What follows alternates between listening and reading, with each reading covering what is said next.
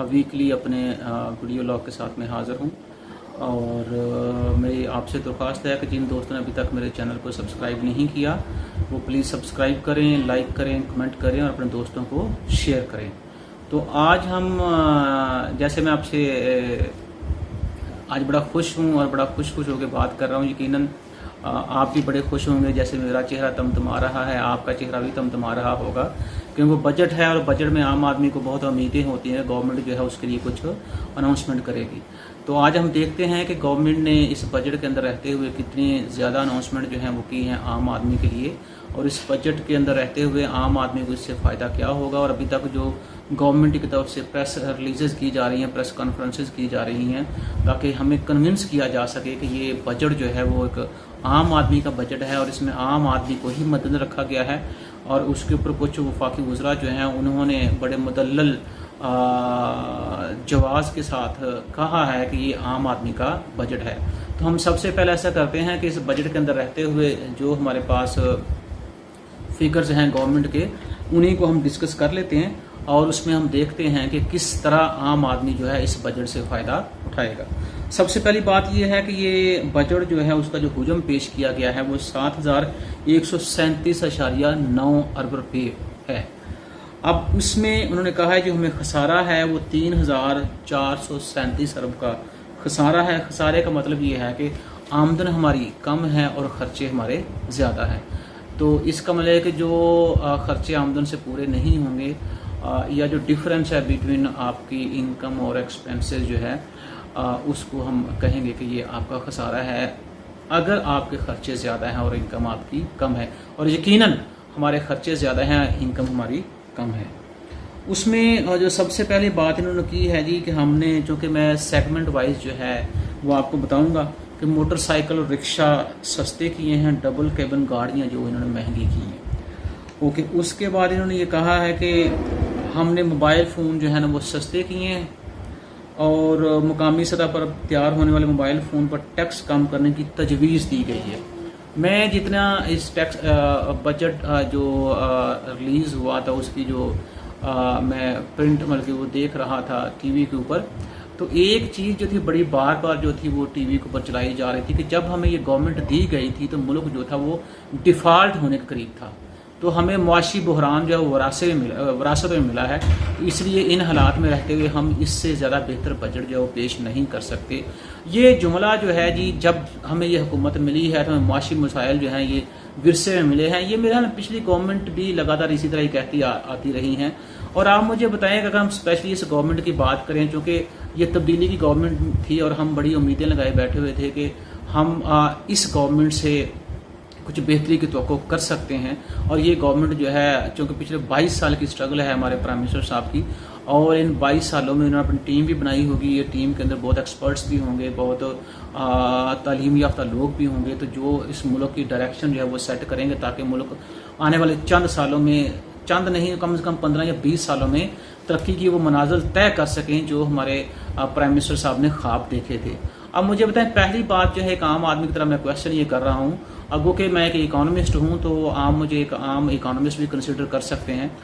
उसमें ये है कि कोई भी ऐसा मुल्क मुझे बता दें कि जो 5.5% ग्रोथ रेट के साथ वो डिफ़ॉल्ट में चला जाए, क्योंकि जब गवर्नमेंट हमने आपको दी थी उस वक्त पाकिस्तान का ग्रोथ रेट जो 5.5% था। उसके बाद जब आपने एक साल और हुकूमत की तो वो ग्रोथ रेट जो था बढ़ने के बजाय वो 5.5% से 1.9% पे आ गया। उसके बाद जब अगला साल, ये जो साल रनिंग में है जिसमें मार्च पर कोरोना का इशू आ गया, तो वो 1.9% जो ग्रोथ रेट था वो भी सस्टेन नहीं किया और इकॉनमी जो है वो -0.4 के साथ ग्रो की है। -0.4 के साथ ग्रो हुई आपकी, मतलब कि हमारा जो ग्रोथ रेट है वो बजाय बढ़ने के वो नेगेटिव में चला गया। और आपको पता है ये मुल्क की हिस्ट्री में पहली दफ़ा ऐसा हुआ है कि जब आपका ग्रोथ रेट जो है -0.4 हुआ है, क्योंकि 1951 और 52 में जो आपका, जिसका अक्सर लोग टीवी प्रोग्राम के अंदर हवाला भी दे रहे हैं कि वो 1952 के अंदर जो था ग्रोथ रेट हमारा नेगेटिव गया था, वो भी ग्रोथ रेट जो था -0.1 था। तो हम उससे भी ज़रा नीचे चले गए हैं। तो देखें इसमें जो एक चीज़ है, चले ये तो हमने कोरोना के खाते में डाल दिया कि ये कोरोना हो गया तो उसकी वजह सारा सारा मुआशी जो जो आपका सर्कल था वो आपका बंद हो गया, बरामदात बंद होगी क्योंकि प्रोडक्शन नहीं हुई, उस वजह से ये है कि हमारी इकानमी जो है वो रुक गई है। उससे पिछले साल जो था, किसी ने भी इस बजट के अंदर, या इतने सारे टीवी प्रोग्राम हुए हैं, किसी ने भी ये बात नहीं की कि जो पिछले साल इकानमी का साइज स्क्वीज कर दिया था आपने, उसका रिस्पॉन्सिबल कौन है, वो आपने किस खाते में डाला। और आप जब ये बात कर रहे हैं कि जो ठीक है वो कर्जे, बल्कि ये भी बयान वो जारी हुआ कि कर्जे जो हैं अयाशियों के लिए नहीं ले रहे। भाई कर्ज मैं तो नहीं ले रहा, मेरे वाले साहब कमाई करते थे तो मैंने पढ़ा, मैं अब कमाई कर रहा हूँ तो मैं उनकी देखभाल कर रहा हूँ। हमारा तो इन कर्जों से दूर दूर तक ताल्लुक नहीं है कोई भी, ये कर्जे तो गवर्नमेंट ही ले रही है। अब देखना ही है कि कर्जे गवर्नमेंट लेके क्या उसको प्रोडक्टिव पर्पज लिए इस्तेमाल करें या अनप्रोडक्टिव पर्पज लिए इस्तेमाल करें, it depends upon the policies. आप अगर उसको अनप्रोडक्टिव पर्पज के लिए आप इस्तेमाल करेंगे या इकोनॉमिक पॉलिसी को सही तरह से आप इंप्लीमेंट नहीं कर पाएंगे तो यही हाल होगा जो हमारा चल रहा है। अच्छा, इसमें अब ये है, आपको पता है कि मोबाइल फ़ोन जो है, जैसे ये कहा गया कि मोबाइल फ़ोन सस्ते किए गए। पाकिस्तान में जब एक हेलो किया जाता है, मतलब कि इस कदर जब एक हेलो करते हैं तो 60 से 70 हज़ार रुपया वो एक हेलो आपका खा जाती है। मतलब कि इस कदर आप सोसाइटी को कंजम्पशन पैटर्न जो है उसकी तरफ आप जो है वो धकेलते जा रहे हैं।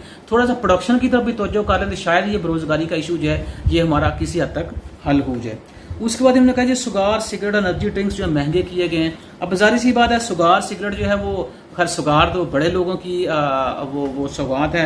सिगरेट जो है उसमें भी डिफरेंट किस्म के ब्रांड्स आ जाते हैं, काइंड्स आ जाती हैं, तो वो आम आदमी जो पीता है। हाँ, एनर्जी ड्रिंक्स जो हैं उसमें हम आगे फिर अलहदा से बताएंगे कि ये जो बजट है ये टैक्स फ्री बजट क्यों है। क्योंकि 3 तरह के जो आर्गूमेंट हैं वो आ रहे हैं मार्केट के अंदर। एक ये टैक्स फ्री बजट है, दूसरा ये आम आदमी का बजट है, तीसरा ये कोरोना बजट है। तो जब आप कोरोना बजट, इसलिए हम इसको कहते हैं कि गवर्नमेंट ये दावा कर रही है कि हमने इस बजट के अंदर टैक्स नहीं लगाया। हुकूमत ही ये कह रही है कि आम आदमी का बजट है और हुकूमत ही ये कह रही है ये कोरोना बजट है। तो अब जो कोरोना बजट क्यों है, क्योंकि जो कुछ भी है नुकसान, 3000 अरब का नुकसान हमारा हो गया इस कोरोना की वजह से। तो वो जो जीडीपी में हमारा लॉस हुआ तो वो भी हमने कोरोना के खाते में डाल दिया। और उसके बाद बाकी सारी जितनी चीज़ें थी उससे पिछला जो ग्रोथ 2019 का था वो पिछली गवर्नमेंट के खाते में डाल दिया था। हमें विरासत में ही ये चीज़ें मिली हैं। अब इस दफ़ा जो है वो पॉजिटिव से अब नेगेटिव में चले गए, तो ये आपने कोरोना के खाते में डाल दिया। अच्छा, उसके बाद इन्होंने कहा जी महंगे स्कूलों पर भी टैक्स लगा दिया गया है। अब जाहिर सी बात है, आम आदमी जो है उसके बच्चे तो बेचारे पब्लिक स्कूलों के अंदर धक्के खाते रहते हैं। वो टार्ट सिस्टम स्कूल जो है, मैं खुद भी टार्ट सिस्टम का पढ़ा हुआ हूँ, तो उधर ही धक्के खाते रहते हैं, उधर ही पल पुल के गुना उनकी अपनी इनर जो होती है वो मोटिवेशन होती है, उसकी बेस के ऊपर आगे ज़िंदगी में फाइट करते हैं, ज़िंदगी के साथ आगे बढ़ते हैं। बाकी जो बड़े बड़े स्कूल्स हैं वहाँ जाहिर सी बात बड़े लोगों के बच्चे जाएंगे तो डेफिनेट सी बात है जब उनको ऊपर टैक्स लगेगा तो उनकी फीसों में भी इजाफा होगा, जो मेरा नहीं ख्याल कि बड़े लोगों को इतना को खास इससे फ़र्क पड़ेगा। बगैर शनाख्ती कार्ड ट्रांजैक्शन की हद में इजाफा कर दिया गया। ये वही बात है, हमारे शब्बर जैदी साहब जो FBR के चेयरमैन थे जिनको लगाया गया था, तो उस वक्त भी झगड़ा यही चल रहा था कि ताजर कह रहे थे आप ट्रांजैक्शन जो है उसके ऊपर आपको शनाख्ती कार्ड की शर्त खत्म कर दें। तो अब भी आपने मतलब कि 6 महीने फाइट करने के बाद, वो हड़तालें देखने के बाद ऑलमोस्ट आपने उनकी बात मान लिया। तो बेहतर यही था कि उस वक्त उनकी बात मान ली जाती तो कम से कम जो बिजनेस के अंदर उस वक्त लॉस हुआ था इन स्ट्राइक्स की वजह से वो शायद हमारी इकानमी बचा पाती। अच्छा, उसके बाद उन्होंने कहा है जी कि जैसे आपसे पहले कह रहा हूँ कि 3437 अरब का बजट में खसारा है। उसमें भी इन्होंने ये कहा है कि बजट में वफाकी रेवेन्यू का तखमीना जो 3700 अरब रुपये है और अखराजात का तखमीना जो 7137 अरब लगाया गया है। इस तरह बजट खसारा ये वही पुरानी बात है और ये बजट खसारा टोटल GDP का 7% बनता है। उसमें दफाही बजट की बात की गई है, इसके ऊपर भी काफ़ी सारे लोग जो है शोर कर रहे हैं। आप देखें कि आपके सराउंडिंग में इंडिया जो है वो हर दूसरे दिन आपके ऊपर अटैक कर रहा है। अफगानिस्तान आपका खैर खा नहीं है, ईरान के साथ हमारे ताल्लुकात अच्छे नहीं हैं, सिर्फ एक बच जाता है आपका चाइना। तो इस सिनेरियो में अगर बजट डिफेंस में, और डिफेंस हर मुल्क जो है उसकी बुनियादी ज़रूरत है अपने दुश्मनों से अपने आप को सिक्योर करना और अपने आप को बचाना। तो आप ये देखें कि थोड़ा सा अगर हम इस्लाम की हिस्ट्री में चले जाए, आप सब की जब रहलत हुई थी, जब आपकी वफात हुई थी, उस वक्त आपके असासे में 2 तलवारें थी। तो आप ये देखें कि डिफेंस जो है वो कितना ज़रूरी है। और दूसरी बात, अगर आप थोड़ा सा वो हलाकूफा के वो आज के दौर में जब वो खोपड़ियों को मीनार लगाता हुआ मतलब कि वो यहाँ तक आ पहुँचा था, तो उसमें भी जो हिस्ट्री ये बताती है कि उस वक्त के जो बादशाह थे उनके जो वज़ीर मुशीर थे उन्होंने उनको मशवरे दी का डिफेंस जो है वो कट कर दें, डिफेंस खत्म हो। तो एक वक्त वो आ गए कि खिलाफों ने आके उनकी ईंट से ईंट बुझा दी थी। तो मेरा ख्याल है कि वो थोड़ा सा इसके ऊपर हमें सिक्योरिटी जो है वो किसी मुल्क की प्राइमरी वो नेसेसिटी होती है, और हमें इसके ऊपर कोई बात करने से थोड़ा सा वो देखना चाहिए। और आपको याद है दोस्तों को पिछले हफ्ते मैं इसमें पाकिस्तान नेवी को सल्यूट पेश करता हूँ कि पिछले हफ्ते तुर्की के इश्तराक से पाकिस्तान जो है वो वारशिप जो है वो बनाएगा, और आप ये वही वारशिप है जिसकी मदद से या जिसकी वजह से अमेरिका दुनिया में जहाँ चाहे जिस मुल्क के ऊपर चाहे वो हमला कर सकता है। तो इसका मतलब ये कि इससे पाकिस्तान की सिक्योरिटी पोजीशन जो और मजबूत हो जाएगी जब वारशिप जो है वो लोकल लेवल पे बनना शुरू हो जाएंगे। तालीम, सेहत, बिजली और ट्रांसपोर्टेशन जो है, इसमें एक बड़ी मज़े की बात यह कि आवाम को सस्ती ट्रांसपोर्ट फराहम करने के लिए पाकिस्तान रेलवे के लिए 40 अरब रुपये मुख्तस किए गए हैं। तो मुझे बताएं कि ये ट्रांसपोर्ट जो सिर्फ जो वो रेलवे तक ही महदूद है, कि बस सर्विस की बात नहीं की आपने, या बस कंपनीज की बात नहीं की आपने, या आपने शहरों को अब या शहरों के अंदर जैसे वो सर्कुलर वो रेलवे होती थी वो चलाने की बात नहीं की आपने। तो इसमें अगर देखा जाए तो हो सकता है वो थोड़ा सा वो चाह रहे हो को रेलवे को ज़्यादा जो है वो पैसे दें, शायद रेलवे जो है मतलब वो मुल्क के अंदर बस सर्विस भी चलाना शुरू कर दे, बाकी सारी भी चीज़ें शुरू कर दे।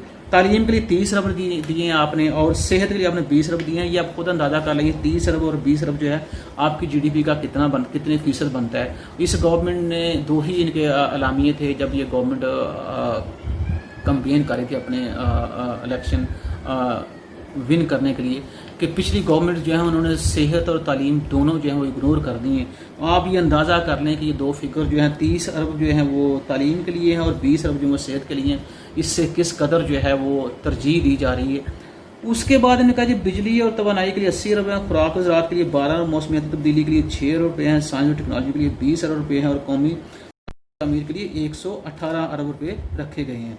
फिर ये टडी दिल जो है कामयाब नौजवान प्रोग्राम जो है और ज़राअत जो है उसके लिए उन्होंने कहा जी हमने 10 अरब रखे हैं, और नौजवान प्रोग्राम जो उसके 2 अरब रखे हैं, जबकि फनकारों के माली इमदाद के मुख्तस की गई रकम जो 25 करोड़ से बढ़ाकर हमने 1 अरब रुपया कर दिया है। सूबों का हिस्सा वो ये सारी चीज़ें आपने सुन ली होंगी।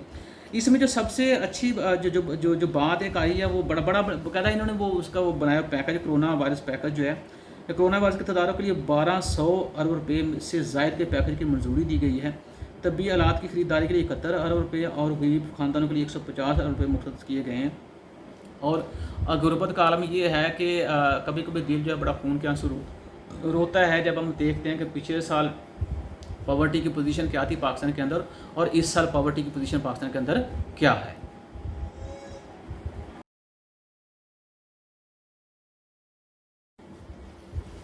इसी तरह दोस्तों होटल इंडस्ट्री जो है उसमें भी टैक्स पे कमी की गई है।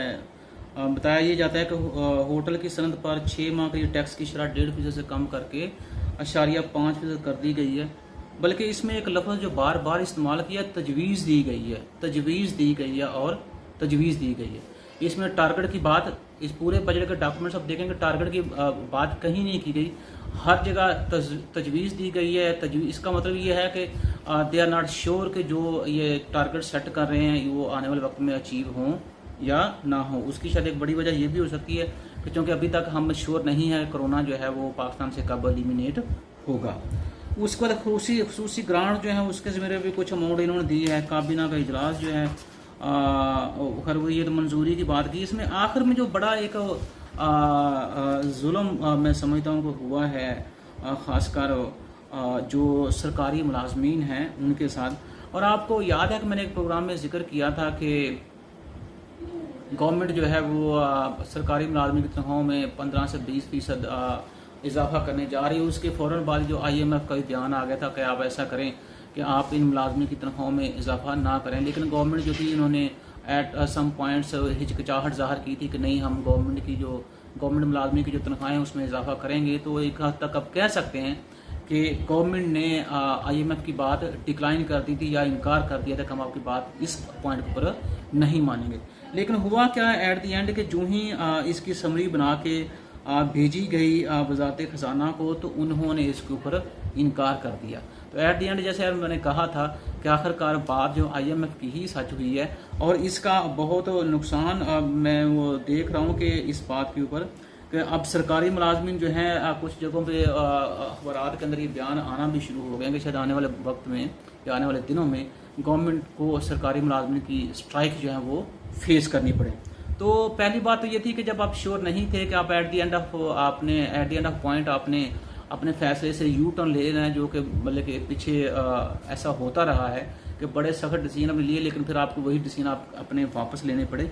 तो आप एटलीस्ट जो 15 से 20% आपने ऐलान किया था वो ऐलान ही ना करते, ताकि लोग जो हैं वो आपसे उम्मीदें बांध के ना बैठते।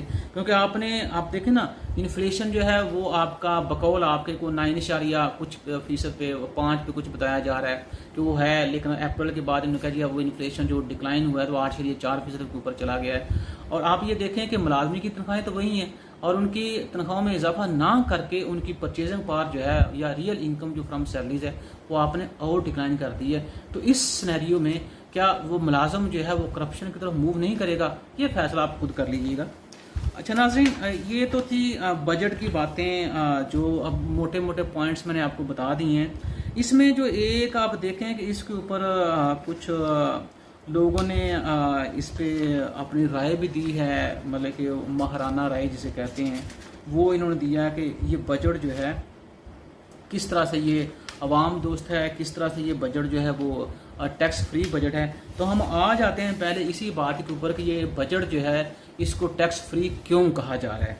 इस बजट के अंदर गवर्नमेंट ने दावा ये किया है कि हमने कोई भी नया टैक्स जो है वो नहीं लगाया, लेकिन अगेन फिर वही बात कि ये भी चीज़ें पब्लिश हैं, आपको मिल जाएंगी अगर आप अखबारात जो हैं वो देखें। तो वाकई बजट के अंदर गवर्नमेंट ने नए टैक्स जो हैं वो 200 अरब के लगाए हैं, उसके बावजूद ये कहते हैं कि हमने नया टैक्स नहीं लगाया। मुझे ये बताएं कि सीधी बात करें, सीधी आवाम है मेरी, सीधी बातों को समझती है। आप इस तरह की लफाजी क्यों इस्तेमाल करते हैं, क्यों आप वो बात बताते हैं कि जो आपने की नहीं, और क्यों आप उस बात का ढंढोरा पीटते हैं जो आपसे होनी नहीं है।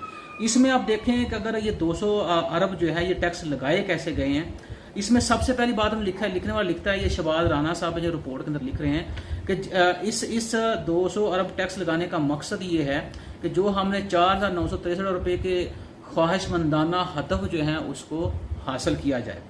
इस हवाले से तकरीबन सभी का मानना है कि इस हदफ को हासिल नहीं किया जा सकता है। शायद वो तजवीज़ का लफ्ज़ जो बार बार इसलिए इस्तेमाल किया जा रहा है कि हमने तजवीज़ किया था।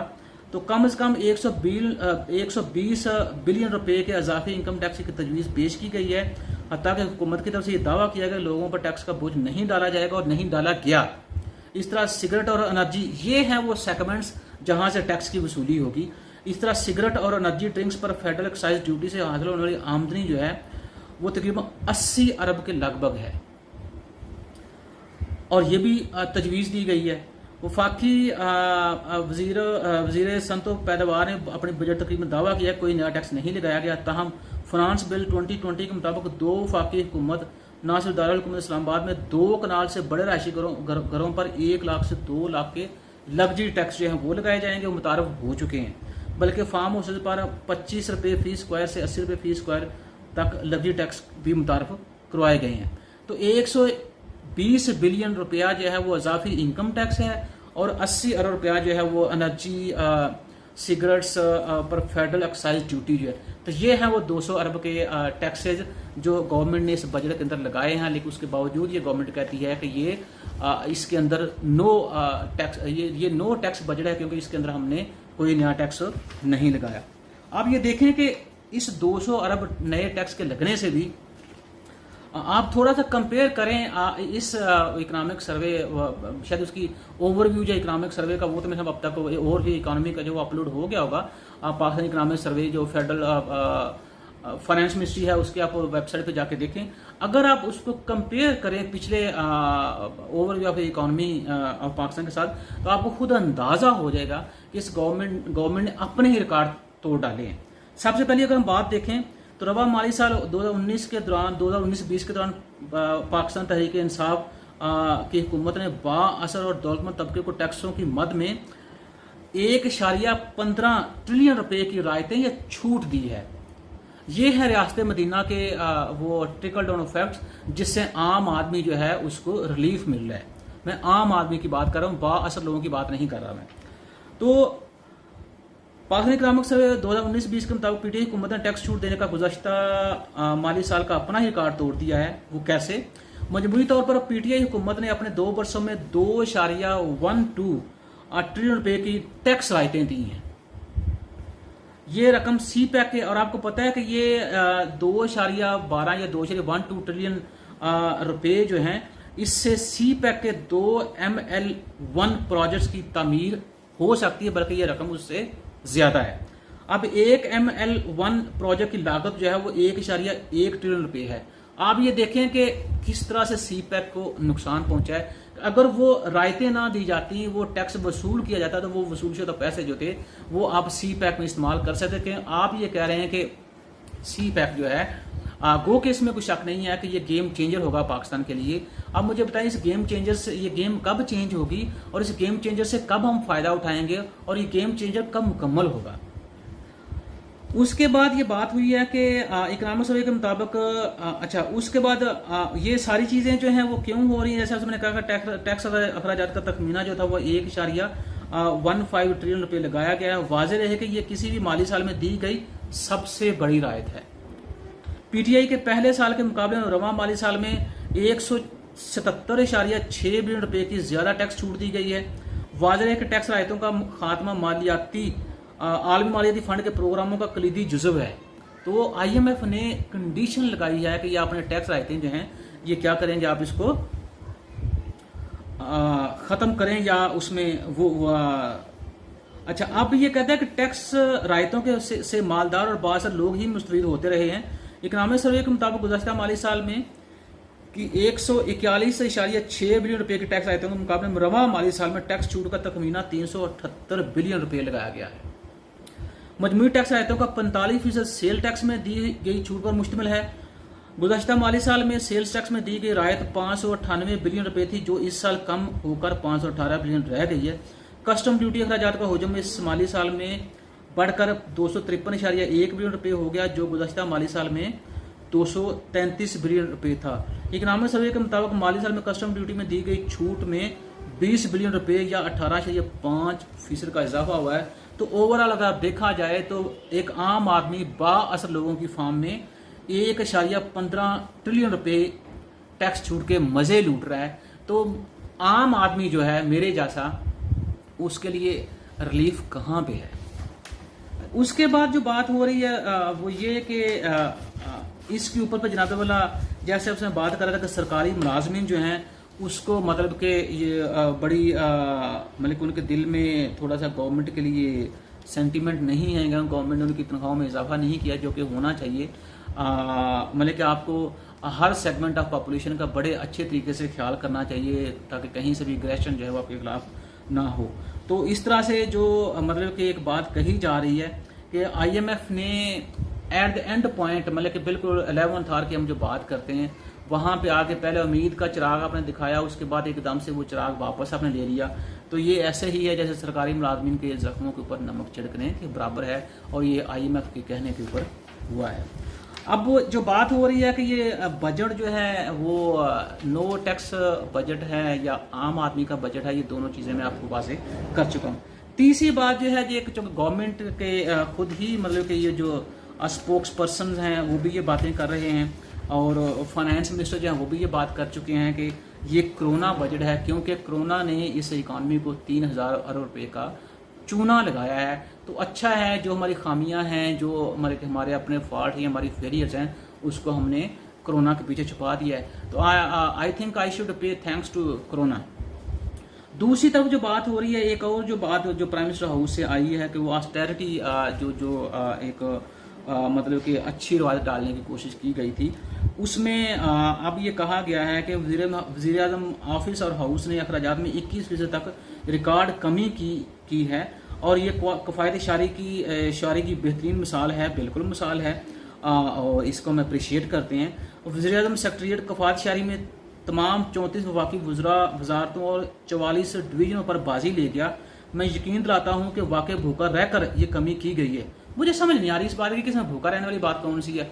इसका मतलब ये है कि अगर आप साल में 200 रुपया खर्च कर रहे थे तो आपने कुछ अपने खर्चे कम करके 175 आपने खर्च कर लिए, बाकी 25 रुपये आपने वापस कर दिए, तो इसमें भूख वाली क्या आपने मतलब कि कोई एक टाइम का खाना आप वो क्या कहते हैं उसको छोड़ दिया, या आप मतलब कि सुबह नाश्ता करते, दोपहर में खाना खाते नहीं, शाम में? तो मेरे ख्याल है कि इस तरह के जो सुपरस्टिशियस सेंटेंसेस हैं उससे गुरेज किया जाए। मतलब कि मुझे खुद हंसी आ रही है इस बात के ऊपर कि लो जी वो ये वाकई भूखा रहकर ये कमी पूरी की गई है, और भूखा वो क्या रह रहे हैं कि कैबिनेट मीटिंग में सिर्फ चाय दी जाती है। मतलब कितना होगा कि चाय के साथ बिस्किट देते होंगे, आपने बिस्किट रोक लिया, आपने चाय दे दी। तो मतलब कि क्या ये जो मिनिस्टर्स हैं घर से खाना खा के नहीं आते? मतलब कि ये वो मुल्क है जहाँ सरदार अब्दुल नश्तर जैसे लोग जो थे वो अपनी अपनी सरकारी गाड़ी इस्तेमाल नहीं करते थे बच्चों को जब वो स्कूल भेजते थे। आप कैरन मोहम्मद अली जिन्ना ने मना कर दिया था कोई भी मिनिस्टर जब घर से आए वो नाश्ता करके यहाँ नाश्ता प्रोवाइड नहीं किया जाएगा, क्योंकि मैं एक गरीब आवाम के गरीब मुल्क का गवर्नर जनरल हूँ, तो मुझे इस आवाम को हिसाब देना है। तो एक तरफ वो भी हमारी लीडरशिप देख लें, और एक तरफ लीडरशिप जो वो ये भी देख रहे हैं कि ये लोग मतलब कि आते हैं कैबिनेट में बैठते हैं मुल्की मसाइल हल करने के लिए, यहाँ बैठ के वो नाश्ते करते हैं या वो खाने खाते हैं। तो मेरा ख्याल है ये मिनिस्टर को खुद सोचना चाहिए कि हर मिनिस्टर को गवर्नमेंट अलाउंस देती है, हर मिनिस्टर को गवर्नमेंट जो है वो सैलरी देती है, गवर्नमेंट हर मिनिस्टर को वो पेट्रोल कंजम्पशन के पैसे इनको वो अलहदा देती है, अलाउंसेज अलहदा देती है। ये सारा कुछ उससे पूरा करें। अगर वो अलाउंस भी इन्होंने खाने हैं, फिर भी कैबिनेट मीटिंग के अंदर आकर चाय भी पीनी है, फिर बिस्किट भी खाने हैं, तो मेरा तो ख्याल नहीं कि ये कुछ जवाब बनता है। ये हमारे मिनिस्टर जो है हमारे को मतलब कि हमारे फेवर में है या हमारे जो प्रॉब्लम है उनको समझते हैं। तो मतलब कि मुझे इस बयान पर बड़ी हंसी आ रही है। उसके बाद हाँ ये देखें, जब वज़ीर-ए-आज़म अपने अखराजात में कमी करते हैं तो सबको एहसास होता है और प्रेशर पड़ता है, बात ठीक है। लेकिन देखना ये कि 21% जो है ये जो आपका बजट खसारा है उसका कितना बनता है। तो फिर हमें पता चले कि बाकी जो अगर तो मिनिमल है बिल्कुल वो उसको डिस्कस ना करने के काबिल है, तो फिर मेरा नहीं ख्याल कि उसको डिस्कस करना चाहिए। लेकिन देखना ये है कि ये अगर कफ़ायतशारी अपनाई गई है तो इसका बाकी मतलब कि पूरे मुल्क के ऊपर क्या असर पड़ा है, मैक्रो लेवल पर इसका इफेक्ट क्या हुआ है। अब साथ में ये भी कहा जा रहा है कि वर्ल्ड बैंक के मुताबिक कोरोना के बायस कसाद बाजारी 1930 से भी बदतर है। इन मुश्किल तरीन हालात में इससे बेहतर बजट क्या दिया जा सकता है, मतलब कि ये क्वेश्चन है जी। बजट बिल्कुल आपने बेहतरीन दिया है और हम आपसे यही तवक्को रखते हैं, क्योंकि हर साल अगर आप देखें कि तो आपका जो जो आपकी इकॉनमी है उसका साइज़ जो है वो सिकुड़ता जा रहा है बजाय कि वो फैलने के। तो मतलब कि बस यही है, शायद इसी वजह को आपने इसी वजह से ये कह दिया कि नॉर्मल हाल का बजट नहीं है, ये कोरोना बजट है। उसके बाद अब हर बंदा जो है या हर आदमी जो है वो इस बात के ऊपर लगा हुआ है कि इस बजट के जो फ़वाइद हैं, मतलब कि इसके ऊपर काफ़ी ज़्यादा वो मतलब कि बहुत सारे लोगों ने एक वो पब्लिश कर दिया है, वफाकी टैक्स फ्री बजट अवाम दोस्त सम्राट आम आदमी तक पहुँचेंगे। जी बिल्कुल पहुंच रहे हैं। हमारे पास सम्राट जो हैं, आटा महंगा हो गया, पहले से चीनी महंगी हो गई, पेट्रोल जो मिल नहीं रहा। चाहे इससे बड़े और सम्राट की बात मेरा ख्याल है कि आवाम के लिए नहीं हो सकती। इसके बाद ये सारा कुछ जो है अगर फ़र्ज़ करें आप कहते हैं कि इस सारे क्राइसिस के बावजूद भी कि आम आदमी जो है इकनॉमिक ग्रोथ के फ्रूट जो वो रीप कर रहा है, तो बड़ी खुशी वाली बात है। और मुझे नहीं समझ के मतलब कि ये किन बिना पे आप ये बातें कर रहे हैं, क्योंकि जो भी बीइंग एन इकोनॉमिस्ट जो मैं समझता हूँ वो ये है कि जब भी मुल्क के अंदर ग्रोथ होती है, रोज़गार बढ़ता है, इकनॉमिक एक्टिविटी जनरेट आपकी, तो उसकी वजह से रोज़गार बढ़ता है, प्रोडक्शन बढ़ता है, आपका एक्सपोर्ट्स बढ़ता है, फिर आप फॉरेन कंट्री से रॉ मटेरियल जो इंपोर्ट्स की फॉर्म में वो भी आप बाय करते हैं, ताकि मुल्क के अंदर जो नेसेसरी इंडस्ट्रीज़ हैं उनको वो रॉ मटेरियल प्रोवाइड किया जाए, ताकि आपके डोमेस्टिक प्रोडक्शन के अंदर और इजाफा हो।